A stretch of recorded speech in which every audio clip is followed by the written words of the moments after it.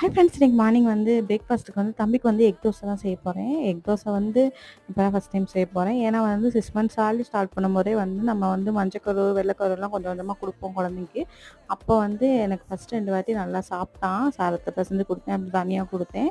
3வது வாட்டி வந்து என்ன ஆச்சுன்னா, கண்டினியூஸாக வாமிட் பண்ணான். வயிற்றில மிச்சமே இல்லாத மாதிரி கண்டினியூஸாக ஒரு 6 டைம் வாமிட் பண்ணான். டாக்டர்கிட்ட கேட்டோம். வாமிட் பண்ணிட்டானா குடுக்காதீங்கன்னு சொல்லிட்டாங்க. அதோட ஸ்டாப் பண்ணதான். இப்ப 2 வயசு தான். அவ்வளோ நாள் சாப்பிடாம இருந்ததால, இப்ப 4 மாசமா சாப்பிட்றான். ஃபர்ஸ்ட்டு நல்லெண்ணெயில பொரிச்சு குடுத்தேன். 2 வாய் வந்து சாப்பிட்டான். அதுலேருந்து வந்து சாதத்துக்கு சைட் டிஷ் இந்த மாதிரிலாம் வந்து செஞ்சு குடுக்குறது. நம்ம வந்து தோசையே குடுத்துட்டு இருந்தா அது போர் அடிச்சிடும்னு சொல்லிட்டு, நான் அப்பப்போ வந்து அடை தோசை இந்த மாரி நம்ம நார்மல் அரிசி தோசையிலேயே வந்து நான் பீட்ரூட்டு, கேரட் இந்த மாதிரி தான் செஞ்சு குடுப்பேன். சரின்னு சொல்லிட்டு இன்னைக்கு எக் தோசை செஞ்சு குடுக்கலான்னு சொல்லி தான் ட்ரை பண்ணேன். நல்லா சாஃப்டாக ஸ்பாஞ்சியாக தான் வந்துருந்துச்சு. அவனுக்கு பிடிச்ச தக்காளி சட்னியும் வச்சுட்டு அப்படியே குடுத்துட்டேன். நல்லா சாப்பிட்டுட்டான். நல்லா சூப்பரா வந்துருந்துச்சு. கண்டிப்பா ட்ரை பண்ணி